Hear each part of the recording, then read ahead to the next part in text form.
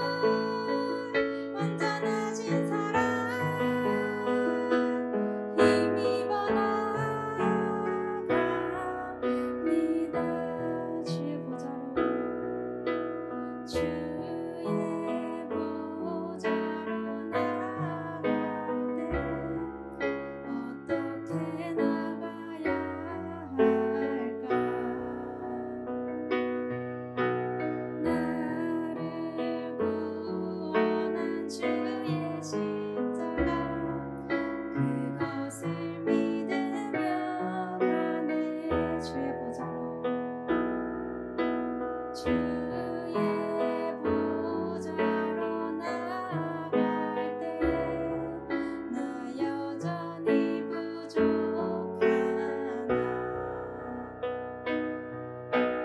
나를 품으신 주의 그 사랑 그것을 믿으며 가네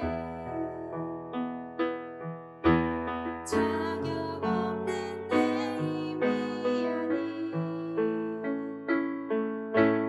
오직 예수님의 보혈로 자격 없는 내 힘이 아닌 오직 예수님의 보혈로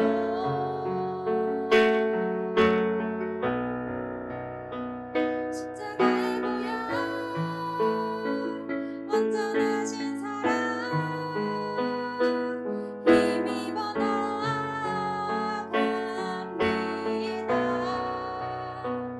십자가의 보혈 완전하신 사랑 힘입어 예배합니다 자격 없는 내 힘이 아닌 자격 없는 내 힘이 아닌 오직 예수님의 보혈로 자격 없는 내 힘이 아닌 오직 예수님의 보혈로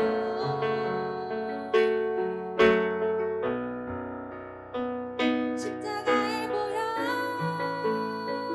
완전하신 사랑 힘입어 나아갑니다 십자가의 보혈 완전하신 사랑 힘입어 예배합니다 십자가의 보혈 십자가의 보혈 완전하신 사랑 힘입어 나아갑니다 십자가의 보혈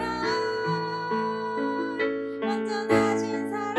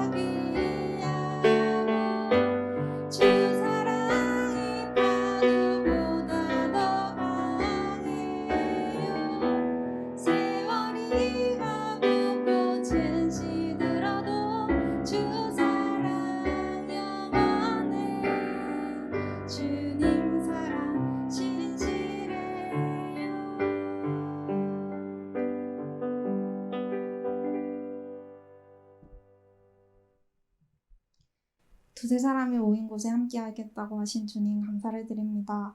맑은 가을 날씨를 허락하시고 그 가운데서 주님께서 살아계심을 느끼게 해주심에 감사를 드립니다. 또한 오늘도 이 자리에서 함께 예배하게 해주심도 너무나 감사드립니다. 온라인으로 오프라인으로 함께 모이게 해주심도 감사드립니다. 한 주간을 살아가며 기쁨도 힘듦도 있었지만 힘들 땐 주님을 찾고 간구하면서도 기쁠 땐 그저 혼자 기뻐했던 순간들이 있었음을 고백합니다. 기쁠 때든 슬플 때든 주님을 찾으며 함께 살아가길 원합니다. 주님, 세상에서 그리스도인으로 살아가면서 중심을 잡고 살아가야 할 저희들이 주님의 향기를 부리며 살아가는, 또 주님께서 저희에게 보여주신 그 사랑을 실천하며 살아가는 자들이 되게 도와주시옵소서. 다음 주에 청회가 있습니다. 저희는 어느 역할에 누가 될지 모르지만 주님께서는 주님의 일꾼을 예비해 두심을 믿습니다. 청회까지 저희가 내년 임원들을 위하여 함께 기도하기를 원합니다. 또한 각자의 바쁜 상황 속에서도 각자의 자리에서 최선을 다하는 저희 동청들을 기억해 주시고 동청을 위해 열심으로 기도하시는 목사님과 부장집사님에게도 축복을 내려주시옵소서. 예수님 이름으로 기도드렸습니다. 아멘.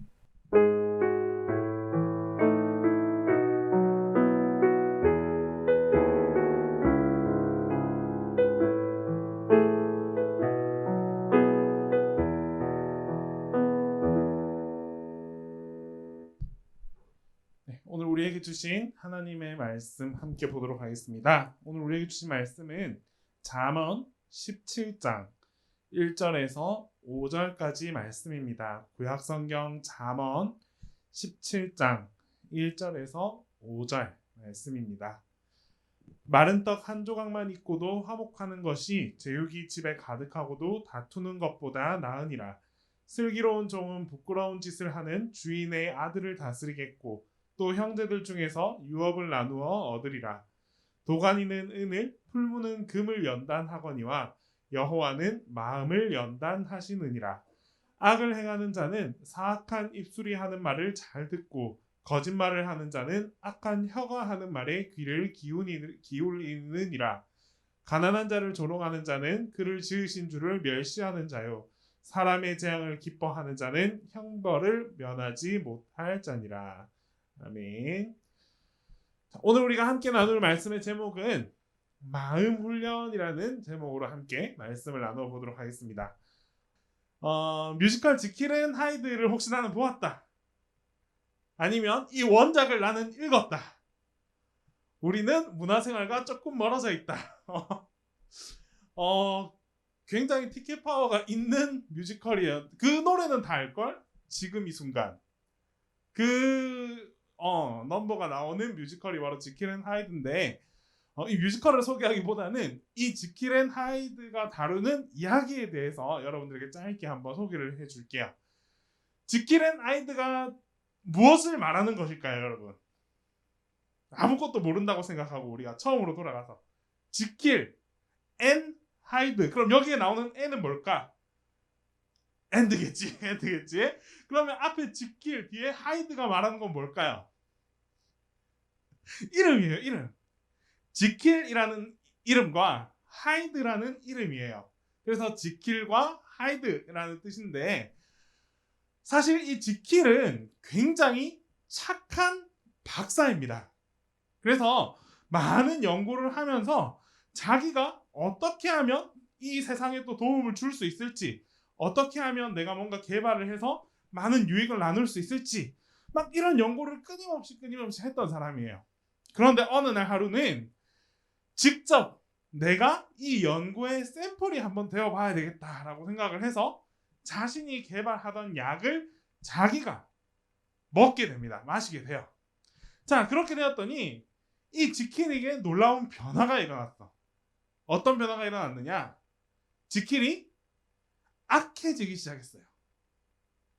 다시 말해서 또 다른 한 명의 인물이라고 생각하기 쉬운데 너무나 악한 사람이 나타났다는 거예요. 이 사람은 어떻게 하느냐? 온갖 악행과 죄와 범죄와 이런 걸 다 저지릅니다. 그러면서 이 약물에 의해서 왔다 갔다 하는 거예요. 한 번은 선했다가 또 한 번은 약을 먹었더니 또 악했다가 또 악하면서 또 조금 벗어나니까 또 선했다가 이 과정을 계속 반복하면서 지킬은 한 가지 깨달음을 얻어요. 하이드가 여러분 또 다른 누군가일까? 아니면 나일까? 여기서 심각한 고민을 하게 됩니다. 내가 약을 먹어서 하이드가 되었는데 그러면 하이드는 내가 아닌 또 다른 제3의 존재이냐? 아니면 내 안에 있는 나도 모르는 나의 모습이냐? 이거에 대해서 고민을 하게 돼요. 그러나 지킬이 내린 결론은 그거예요. 결국엔 나도 모르는 내 내면에 또 다른 나가 존재하는구나. 나는 지금 너무나 선하다고 착하다고 이렇게 생각하면서 살아가고 있었는데 내 안에 나도 모르는 또 다른 심지어 이렇게 악한 나쁜 존재가 내 안에도 감추어져 있구나라는 것을 깨닫게 됩니다.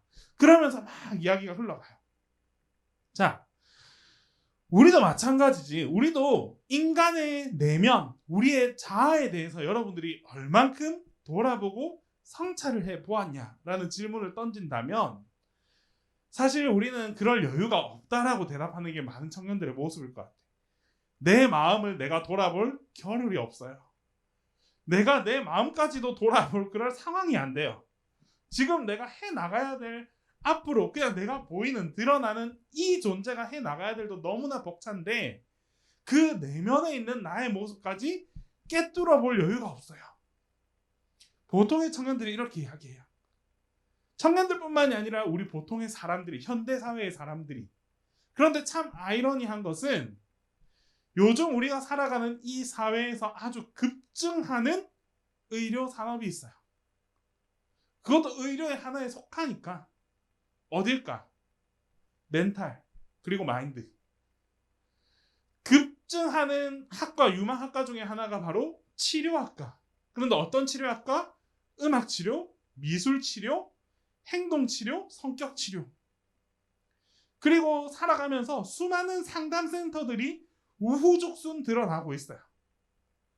여러분 잘 알고 있는 금쪽이 박사님. 그분도 결국에는 정신과 의사시잖아.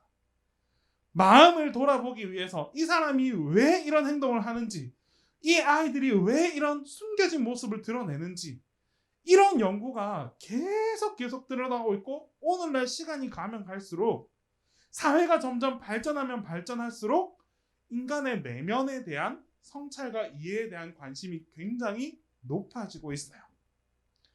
이만큼 사회는 우리의 마음을 계속 찾아가고 있는데 여러분 한 명은 내 마음 상태에 대해서 내 안에 있는 내 모습에 대해서 얼마나 돌아보고 이해하고 있냐라는 거예요. 사실 굉장히 중요해요, 여러분. 여러분들의 마음 상태가 어떠냐에 따라서 여러분들의 행동, 여러분들의 말투, 여러분들 사회에서 살아가는 이 관계성 이런 것들이 다 형성돼요. 어떤 사람은 늘 사람이 웃어, 늘 웃고, 늘 예쁜 말만 하고 말투에 보면 딱 그런 사람이 있잖아. 진짜 저 사람은 태생부터 뭔가 착한 사람인 것 같아. 말투가 달라. 그래서 우리가 그 사람의 면밀히 들여다보면 마음에 뭔가 모를 안정과 평안이 있어요. 정반대의 케이스도 있지만. 그런데 또 어떤 사람은 늘 불평과 불만의 말들만 계속 내뱉어. 그런 사람들의 마음에 보면 뭔가 불안함과 초조함과 건강하지 못한 그런 한편의 어두운 모습이 숨겨져 있다는 걸 우리가 쉽게 볼 수 있어요. 이거는 아이면 아이일수록 더 많이 나타나는 것 같아요. 작년에서 그게 드러나기보다는 어린 아이의 모습 속에서 훨씬 더 쉽게 발견할 수 있는 것 같아요. 이만큼 우리의 마음을 돌아보는 일이 굉장히 중요합니다. 어릴 때는 드러나지만 우리는 크면 클수록 그걸 가리잖아. 자, 여기에 보면 딱 그냥 대표적인 우리가 쉽게 알 수 있는 두 가지의 종교. 우리 기독교는 어떤 관점에서 보면 종교가 아니다라고 이야기하는 분들도 있어요. 기독교는 그냥 우리의 삶이다라고 이야기하는 사람도 있는데 그냥 우리가 객관적인 제3자의 입장에서 보면 기독교가 기타 여러 종교들과 가장 궁극적으로 다른 한 가지가 있어요. 그게 뭐냐? 이슬람, 절, 유대교, 유대교가 아니라 유교, 이런 수많은 종교들을 보면 인간이 인간 스스로 성인이 될 수 있거나 인간이 자신의 노력과 자신의 그런 뼈를 깎는 고행을 통해서 어느 신적인 위치에 스스로 올라갈 수 있다라고 이야기합니다. 모든 대부분의 종교들이. 그런데 기독교는 아니에요. 기독교는 철저하게 선악설을 이야기합니다. 아담과 하와의 원죄로부터 우리는 다 원죄를 품고 태어나서 살아가고 있다. 그리고 이 사람들이 세상 속에서 스스로 그걸 뉘우치고 그걸 뭐 이렇게 노력하고 희생함을 통해서 하나님의 반열에 올라갈 수 있다? 아니에요.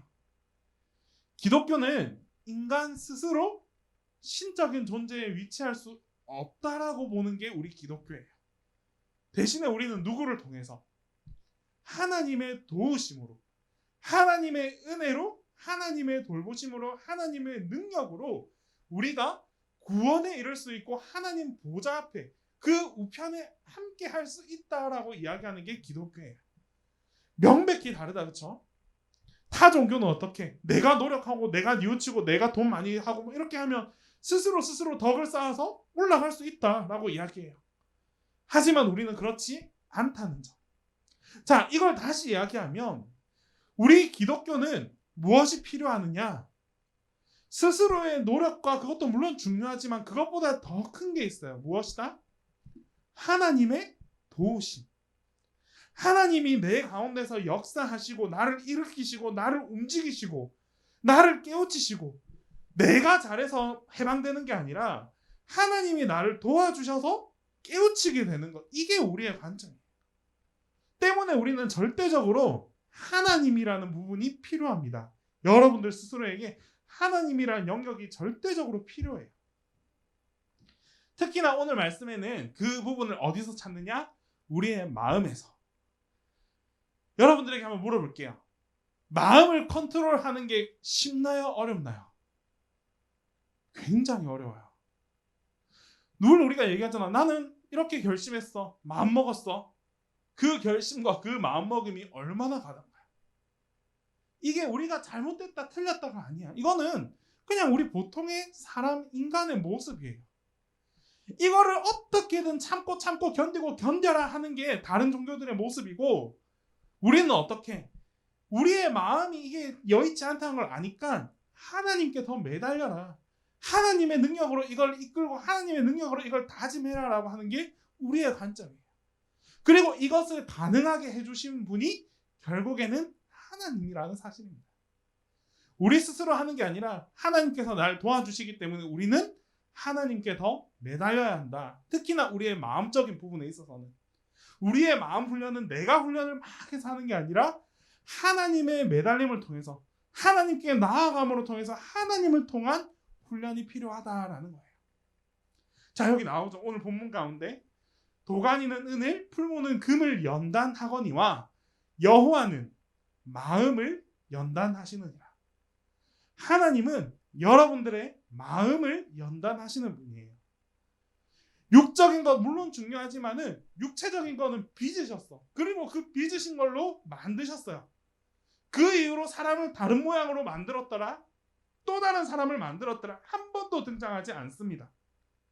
하지만 그 이후로 끊임없이 성경책에는 말씀하고 있어요. 뭐라고? 사람은 새로 만들지 않을지언정 그 사람의 마음을 연단하고 그 사람을 훈련시키고 그 사람을 회개하게 만들고 그 사람을 하나님의 품으로 이끌어 당기시는 분이 하나님이세요. 사람은 그대로인데 이 사람을 변화시키는, 이 사람을 어떻게든 회복시키는 그게 바로 우리 하나님의 섭리입니다. 새로운 사람을 만들지 않으셨어요. A를 만들었는데 A가 마음에 안 들어. 그럼 A를 없애. 또 다른 B를 만들자. 이게 아니란 말이에요. A를 만들었는데 이 A가 마음에 들지 않는다 할지라도 끝까지 하나님은 이 A의 마음을 다스리고 영혼을 다스리시고 이렇게 변화시켜서 A가 내가 원래 만들었던 A의 모습으로 돌아오게 만드는 게 하나님의 마음입니다. 자, 그래서 한 가지 예를 들어 드릴게요. 야곱이 여러분들이 알고 있는 그 성경 속에 있는 야곱 이야기입니다. 야곱은 한 여인을 너무나 사랑했다. 그렇죠? 누구? 이 외삼촌 집에 갔더니 딸이 2명이 있었어. 딸의 이름이 레아와 라헬. 야곱이 사랑한 여인이 있었는데 그 여인은 삼촌하고 약속을 했어. 내가 7년만 열심히 우리 집에서 봉사하면 이 딸을 너에게 주겠다. 이 딸을 너에게 주겠다. 그래서 그 사랑하는 마음을 담아서 열심히 7년간 훈련을 했다. 그렇죠? 온갖 종살이를 한 거야. 거기서 7년이 지났어요. 이제 딸을 주십시오. 그랬더니 내가 원했던 딸이 아니라 다른 딸을 야곱에게 주시네. 야곱이 얼마나 뻥쳤을까. 7년 동안 이 여인을 위해서 내가 그동안 그 모진 훈련을 당했는데 다시 외삼촌한테 이야기합니다. 이거 아니지 않습니까? 왜 나를 속이십니까? 그랬더니 이 삼촌의 대답이 더 대단해요. 또 한 번 7년 동안 훈련해라. 또 한 번 7년 동안 우리 집에서 종노릇을 해라. 자, 여기에 있는 수많은 우리 남성들 7년을 보냈고 그 또 한 번 7년을 얻어서 그 여인을 얻겠습니까? 아니면 7년하고 땡 해서 나는 이제 다른 곳으로 떠나겠습니까? 정상적인 사고라면 쉽지 않다. 그렇죠? 야곱은 결심해요. 어떻게? 또 한 번을 결심해요. 그래서 14년 동안 이곳에서 그 호진 훈련을 다 겪으면서 끝내 레아와 라헬 이 삼촌 두 딸을 다 얻게 돼요. 요즘 세상에서 2딸을 얻었다고? 이건 이상 이럴 수 있지만 이때는 그런 시대가 아니었잖아. 자, 여기서 이 삼촌이 나쁜 놈이다 이런 이야기를 하고 싶은 게 아니야. 이 일을 누가 계획하셨을까? 이 일을 하나님이 과연 모르셨을까요? 하나님이 이 안에 섭리가 나타나지 않았을까? 이거는 철저하게 야곱을 훈련시키기 위한 하나님의 개입이 있었다라고 바라봅니다. 이거는 그냥 우리가 사람의 일이 아니라 하나님의 그런 어떠한 섭리가 있었고 야곱을 통한 그런 계획이 있었기 때문에 이 일이 이루어졌다라고 봐요. 그리고 야곱은 마침내 이 일을 다 이루고 다 참고 그 14년의 트레이닝을 받으면서 하나님께서 원래 약속하셨던 바를 다 취할 수 있게 됐던 거예요. 우리에게 개입하는 바가 있죠. 우리에게 보여주는 바가. 여러분들이 무엇인가 노력하고 어떤 목적을 위해서 노력하고 안 될 수도 있고 실패할 수도 있고 포기할 상황이 생길 수도 있어요. 하지만 그걸 우리가 어떻게 바라보느냐에 따라서 내가 어떤 마음으로 어떻게 그 마음 훈련을 하느냐에 따라서 그것을 이겨내고 더 나은 것을 취할 수도 있고 반대로 내 마음 훈련이 도저히 이걸 버티지 못해서 그 실패의 자리에 머무를 수도 있어요. 하나님이 원하시는 바는 전자. 여러분 한 명 한 명이 어떤 상황과 어떤 어려움과 어떤 위협이 온다 할지라도 마음으로 그것을 받아들이고 훈련하는 게 필요하다는 거예요. 그리고 그 과정을 통해서 끝내 참고 이겨내서 하나님께서 원하시는 바를 다 얻게 되기를 간절히 바라시는 분입니다. 결국 하나님은 철저하게 우리의 마음을 훈련하기 원하시는 분이세요. 여러분들의 마음을 움직이길 원하고 여러분들의 마음, 그 연약한 마음을 조금 더 튼튼하게 건강하게 그렇게 하나님께서 원래 만드셨던 그 모습 그대로의 마음을 지켜가시기를 원하는 거예요. 자, 그러면 우리는 어떻게 이 마음 훈련을 받을 수 있을까? 오늘 본문을 통해서 보면 첫 번째는 가난이라고 키워드가 나와 있어요. 사실 우리가 가난이라고 한다면 이 가난에 대해서 긍정적으로 생각할 수 있는 사람은 거의 없을 거예요. 대부분의 사람들이 이렇게 열심히 일하고 노력하고 봉사하고 하루하루 치열하게 살아가는 가장 궁극적인 목적이 중에 하나가라고 하자. 가장 궁극적인 목적 중에 하나가 뭐예요? 돈, 물질. 돈을 얻기 위해서 이만큼 열심히 살아가잖아요. 그런데 하나님은 우리에게 어떤 키워드로 우리를 훈련시키겠다고? 가난으로. 쉽지 않다, 그렇죠? 쉽지 않은 이야기를 하니까 또 이해도 쉽지 않다. 됐다. 자, 요즘 우리의 말이에요. 티끌 모아 티끌. 티끌 모아 태산이라고 했다가는 요즘엔 큰일 납니다. 티끌 모아도 태산이 될 수 없는 사회에 살아가고 있는 것 같아요. 정말. 옛날에는 돈 열심히 벌고 막 이렇게 하면 집을 샀대. 여러분들에게 열심히 일해서 집을 한 채씩 사세요. 정말 대출을 안 끼고 그렇게 집을 딱 사서 내가 내 집이다 하고 살아갈 수 있는 청년이 과연 몇이나 될까 싶어. 서울에 17평짜리 아파트가 9억 5천인가 뭐 이렇게 막 한다 하는데 9억 5천이라는 단위가 가히 우리는 상상도 할 수 없는 그런 시대에 살아가고 있는 것 같아. 비트코인 많이 해가지고 막 이렇게 해가지고 사람들이 청년들의 모습이 이랬다가 저랬다가 얼마 전에 또 화나게 웃더라. 최고가를 찍었다고. 그런 거에 대해서 왜 하느냐. 어쩔 수 없어. 우리는 티끌 모아 티끌의 세상에 살아가기 때문에 뭔가 또 나은 삶을 살기 위해서는 그런 거 아니면 우리가 더 이상 부를 축적할 수 있는 방법이 없다라고 생각하기 때문이에요. 알아. 그리고 나쁜 것도 아니야. 이제는 뭐 나쁘다 할 수도 없는 상황인 것 같아. 대학교에 이렇게 질문했더니 70%가 나는 주식을 보유하고 있대. 그런 세상이에요. 그런데 하나님은 이 속에서도 우리에게 가난을 이렇게 툭 던져 주실 수도 있다. 가난을 여러분들에게 그냥 툭 이렇게 줄 수도 있다. 그러면 그 상황, 그 가난의 상황을 내가 어떻게 받아들일 수 있을까? 이게 우리 마음 훈련의 첫 번째예요. 사실 가난은 그래. 쉽게 공감하지 못하는 단어인 것 같아요. 왜? 각자가 느끼는 바가 다 다르고 각자가 살아가는 그 상황들이 너무나 다르기 때문에 똑같은 가난을 주어졌다고 해도 이 가난을 경험하고 받아들이는 바가 천지 차이인 것 같아요. 그래서 쉽게 너의 가난에 내가 공감해 이 말을 할 수 없을 것 같아. 네가 지금 너무 힘들고 어려운 건 내가 이해해 쉽지 않을 것 같아요.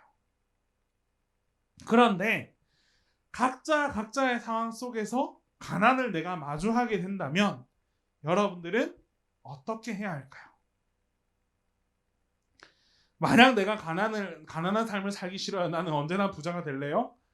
그것보다는 가난이 우리에게 왔을 때 마주했을 때 그 가난을 대처하는 방법에 대한 고민을 더 할 수 있었으면 좋겠어요. 그게 궁극적으로 가난을 넘어선 축복을 얻는 비결이 될 테니까. 오늘 말씀에는 이렇게 이야기합니다. 가난 속에서 우리가 어떻게 바라보아야 하느냐? 하나님은 가난을 통해서 우리에게 자족하는 마음을 품기를 원하세요. 가난해, 먹을 거 없어, 힘들어, 죽겠어 이렇게 그냥 살아가는 게 아니라 그렇게 가난에 갇혀서 내가 살아가는 게 아니라 지금 없는 그것에서도 자족하는 마음을 품기를 원하세요. 왜일까? 이거는 철저하게 하나님의 주권 사상이 들어가 있기 때문이에요. 하나님은 우리의 가난을 그냥 내버려 두지 않으세요. 대신에 우리에게 이런 가난을 주면서 우리가 뭘 느끼기를 원하느냐? 자족하는 마음을 품을 수 있기를 바라신다니까. 가난의 상황에서 우리가 빠져서 흐트러지고 그런 모습을 바라는 게 아니라 가난 속에서도 자족하면서 무엇을? 하나님 이것이라도 내게 있어서 감사합니다라는 그런 마음을 품을 수 있는 자. 그런 사람에게 하나님은 그 가난을 이길 수 있는 능력도 주시는 거예요. 왜? 하나님이 절대적인 주권을 갖고 있기 때문에. 혹시나 여러분들의 앞으로의 삶 속에서 이런 상황이 펼쳐진다면, 나에게도 이런 어려움이 나타나게 된다면 여러분들은 꼭 그렇게 생각할 수 있기를 바라요. 어떻게? 이것에도 만족하고 이것에도 감사할 수 있는 그런 관점을 가지길 바라요. 100만 원 가지고 있는 사람도 가난하다고 해요. 1000만 원 가지고 있는 사람도 나는 돈이 없다 그래요.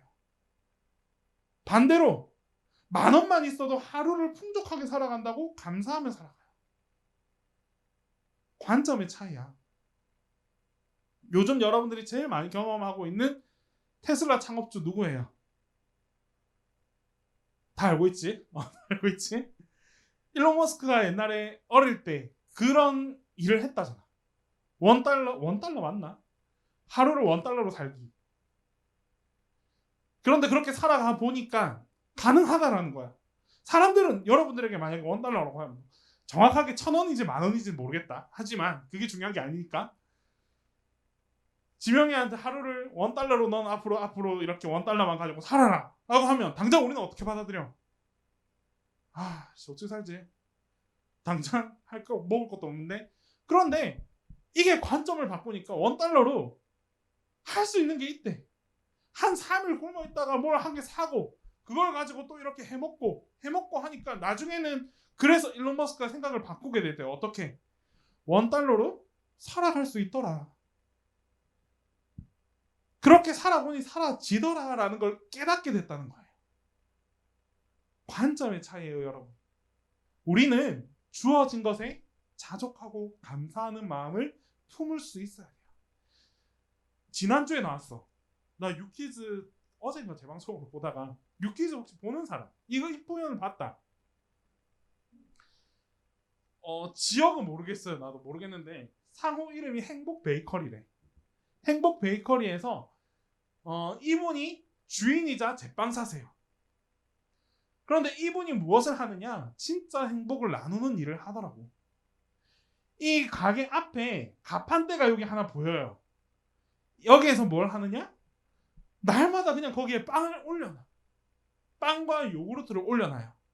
그러면 이 행복 베이커리 앞을 지나다니는 동네 수많은 아이들이 그냥 와서 빵을 하나씩 집어갑니다. 요구르트 하나, 빵 하나를 가지고 가요. 이게 1년 반 동안 진행됐대. 하루도 빠짐없이.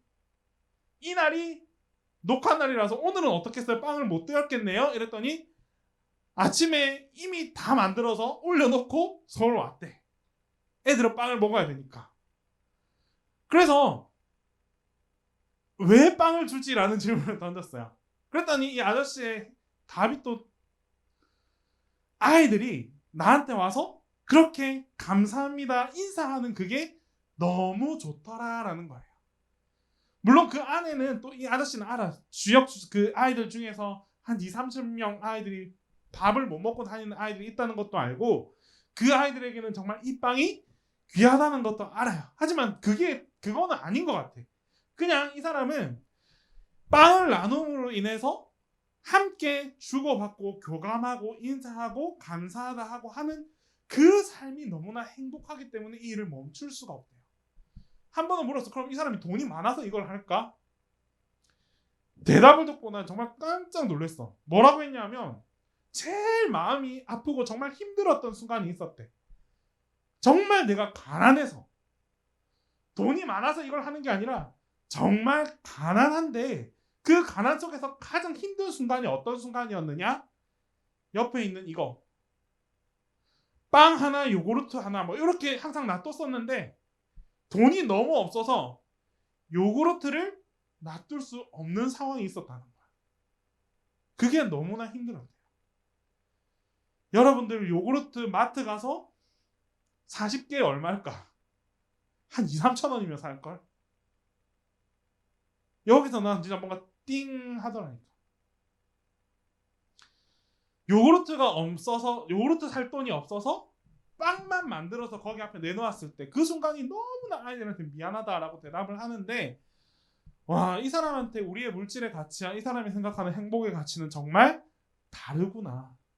우리가 정말 돈이 없다 하면서 살아가지만 그 돈이 없는 게 중요한 게 아니라 그 속에서도 자기가 할 수 있는 일, 자기가 제일 잘하는 일을 가지고 얼마든지 이렇게 행복을 나눌 수 있구나. 그리고 또 더 나아가서 그냥 나누는 것으로 끝나는 게 아니라 그 나눔을 통해서 본인 스스로도 엄청난 행복을 경험하고 느끼면서 감사하며 살아가고 있구나라는 것을 깨닫게 되었어요. 이렇게도 살아가요, 여러분. 정말 이렇게도 살아가. 가족이 없어요. 혼자이신 것 같아. 그래서 이 일이 가능할지도 모르겠어. 그 아이들의 그 모습이 또 반갑고 더 그랬을 수도 있을 것 같아. 그런데 절대 우리의 중심에 물질이 전부가 아니라는 거. 자족하고 감사하고 내가 할 수 있는 영역 안에서 사랑을 나누면서 그렇게 살아가는 일이 정말 그 어떤 것보다 귀하고 하나님께서 그게 나를 원해서 나를 통해서 진정으로 바라는 모습이겠구나라는 것을 한번 생각해 볼 수 있어요. 한번 보세요. 제 방이라도 올라올 거야. 자, 두 번째 마음 훈련, 겸손이에요. 이거 정말 여러분들한테 꼭 이야기해주고 싶어. 겸손이라고 해서 낮아지세요, 낮추세요, 나는 못해요, 나는 내가 한 거 아니에요. 그거 절대 겸손 아니에요. 그게 오히려 교만이야. 진정한 겸손은 무엇인가 성과를 냈을 때 이거 내가 한 거 아니에요, 나는 잘 못해요, 이거 아니야. 그거는 겸손이 아니라 오히려 과시가 될 수도 있어요. 어떤 사람들에게는 그런 모습이. 진정한 겸손은 무엇이냐면 봅시다. 여기서 보면 잠언 17장 2절에 슬기로운 종은 부끄러운 짓을 하는 주인의 아들을 다스리겠고 종과 주인이 나와요. 그런데 종이 어떻게 주인의 아들을 다스린다라고 나와요. 상상할 수 있는 일입니까? 주인이 종의 아들을 다스린다. 이거는 너무나 당연한 일이지. 그런데 오히려 바뀌었잖아. 종이 주인의 아들을 다스리겠고라고 말씀하고 있어요. 우리는 주종관계 하면 진짜 너무 많이 보잖아요. 갑, 을, 주, 종. 언제나 을은 을이고 종은 종이고 이런 상황 속에서 우리가 살아가면서 이게 더 힘든 것 같아. 실제로 우리가 겪으면서 진짜 뭐 어디 판이나 이런 짤에서 올라오는 그런 글들 보면 말도 안 되는 이런 일도 너무나 많잖아. 오징어 게임 다 봤죠? 진짜 이건 다 봤네. 진짜 그런 외국인 노동자 알리와 같은 사람들이 안 나올까? 한번 기사를 봤어. 그런 사람들이 22만 명인가 우리나라에. 임금이 연체된 사람이 몇만 명이래. 왜 그 사람들은 그렇게 살아가야 하냐? 그런데 오늘 하나님은 또 이런 주종관계에서 우리가 누구다? 절대 주인이라고 말씀하지 않아요. 우리가 종이에요. 자, 여기서 하나님은 우리에게 무엇을 얻길 원하느냐? 지혜를 얻길 원하세요. 아까 말했잖아. 그냥 종이 아니야. 어떤 종? 슬기로운 종. 하나님께서 여러분들의 마음속에서 겸손은 겸손인데 어떤 겸손? 지혜가 있는 겸손을 쌓아라라고 말씀하는 거예요. 그냥 못해요 아니요가 아니라 내가 주인이 되지 못하더라도 내가 종이고 내가 을이라 하더라도 그 상황 속에서도 지혜를 품고 살아갈 수 있기를 바라는 거예요. 그래서 주인을 뛰어넘는다 이것도 아니야. 하지만 내가 주인과의 관계 속에서 마냥 을로 살아가지 않아도 되고 내가 마냥 이렇게 서포트해줄 그런 역할이 아니라는 걸 말씀해 주고 있는 것 같아요. 지혜는 정말 여러분들 마음속에서 이거는 삶의 지혜 뭐 이런 말 많이 하는데 교회 안에서 지혜를 얻는 것도 중요하지만 교회 밖에서 여러분들이 지혜를 얻기를 정말 간구해야 될 것 같아요. 지혜가 여러분들의 삶을 변화시킵니다. 정말. 지혜가 여러분들의 행동 하나하나를 바꿔줄 거예요. 똑같은 이런 주종관계 속에서 처해 있을 때 어떤 사람은 지혜가 있어서 이 주인을 오히려 내가 좌지우지할 수 있는 그런 사람이 될 수도 있고 어떤 사람은 이런 지혜가 없어서 마냥 끌려만 다니는 그런 사람이 될 수도 있어요. 마음의 상처만 받고 마음만 힘들고 마음의 짐만 채우고 어떻게 살아가야 하고 이런 상황 속에서 나는 어떻게 대처해야 되고 하다못해 여러분들이 수많이 겪고 있는 그런 조별 과제 속에서도 내가 어떤 역할을 어떻게 감당하고 정말 말도 안 되는 발표자는 뭐 이런 거 어떻게 그런 상황을 슬기롭게 헤쳐나갈 수 있는지에 대한 지혜가 여러분들에게 있어야 돼요. 이거에 대해서 공부를 하면 이게 될까? 좀 안 될 것 같아. 뭐 인생 살아가는 법 몇 가지 그런 책을 읽는다고 달라질까? 크게 달라질 거 없을 것 같아요. 마음을 훈련해야지. 이건 철저하게. 글로 훈련하는 게 아니라 무엇으로? 하나님께 의지함으로. 하나님께서 지혜를 달라고. 하나님께서 내 성품을 바꾸어 달라고. 하나님께서 나의 삶을 변화시켜 달라고 간구해야 돼요. 그렇게 해서 얻은 그 하나님의 지혜를 통해서 세상 속에서 살아갈 때 세상 가운데 여러분들이 주인을 넘어서고 주인을 다스리는 그런 놀라운 역사가 여러분들 통해서 나타날 거예요. 조금 여러분들보다 앞서서 살아갔잖아. 사회생활에 먼저 이렇게 다가섰잖아. 밖에서 정말 대학을 벗어나서 넘어가서 살아가다 보면 정말 엄청난 상황들이 여러분들에게 많이 펼쳐질 거예요. 그런데 어떤 이는 정말 지혜로워서 그 일들을 잘 넘어서는 사람이 있고 어떤 사람은 그 지혜가 부족해서 때때마다 막히고 무너지는 사람도 있어요. 꾀가 아니야. 잔머리가 아니야. 이거는 정말 여러분들의 성품과 여러분들의 지혜를 통해서 그 상황을 지혜롭게 이렇게 헤쳐나가는 그런 삶이 여러분들 청년들에게 꼭 필요할 것 같아요. 그때 가서 이걸 깨닫지 말고 지금 이 시간에 이걸 듣고 깨닫고 간구하고 얻으세요. 그래서 여러분들이 정말 그런 지혜가 필요한 순간에 하나님께서 주신 지혜가 나도 모르게 나타나서 내가 상황을 주도하고 내가 상황을 이끌어가고 내가 그 상황 속에서 리더가 되고 1인자가 되고 그렇게 여러분들의 역할을 감당해 나갈 수 있는 그런 지혜로운 청년들로 살아가길 바랍니다. 할 수 있어요. 지금부터 여러분들에게 이런 지혜를 위해서 간구하고 그런 법들을 여러분들이 깨우쳐 나간다면 하나님께 의지하면서 살아갈 수 있다면 마음 훈련만 할 수 있다면 얼마든지 가능합니다. 언젠간 여러분들이 꼭 깨닫게 될 거예요. 스스로 이런 상황 속에서 깨닫게 될 거예요. 와, 저 사람 진짜 지혜롭게 헤쳐나가는구나. 정말 그런 상황 있잖아. 저건 정말 답이 없는 상황인데 어떻게 하면 좋지? 희한하게 그걸 잘 풀어나가는 사람들이 있다니까. 헤쳐나가는 사람이 있어요. 지혜로운 사람. 우리는 하나님의 지혜로 헤쳐나가자. 그걸 세상 속에서 얻을 수 있는 그런 1차원적인 지혜 말고 전인적인 지혜. 하나님께서 나를 통해 주시는 그런 전인적인 지혜를 미리 쌓아갈 수 있기를 바랍니다. 그래서 끝내 우리는 이겨야 돼요. 승리해야지. 끝내 우리가 마음 훈련을 통해서 내가 마음 훈련을 통해서 하나님께서 원하는 모습대로 회복하고 일어나고 나아갈 때 하나님께서 여러분들의 삶을 끝까지 책임져 주십니다. 끝까지 함께해 주실 거예요. 그런 하나님과 동행하면서 살아갈 때 여러분들의 하루하루가 정말 주님이 함께 하신다는 것을 경험할 수 있는 얼마나 귀한 얘기야. 주님께서 나와 함께 하신다는 것을 매일매일 확증하며 살아갈 수 있다는 게 얼마나 큰 축복이에요.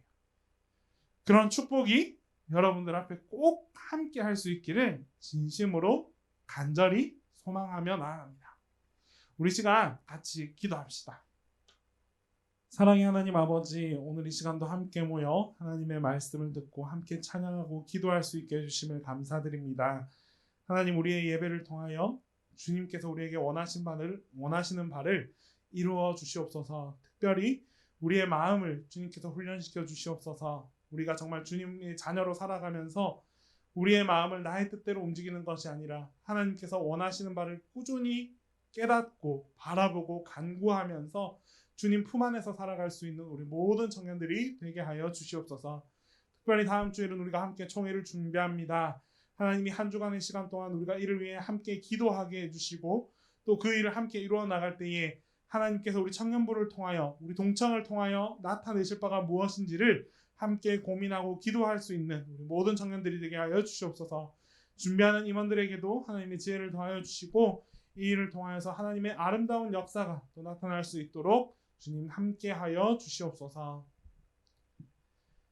이제는 우리 주 예수 그리스도의 은혜와 하나님 아버지의 사랑과 성령님의 교통하심이 마음을 훈련하여 주님께로 나아가는 우리 모든 청년들 머리 위에 지금으로부터 영원토록 함께 계시기를 간절히 축복하옵나이다.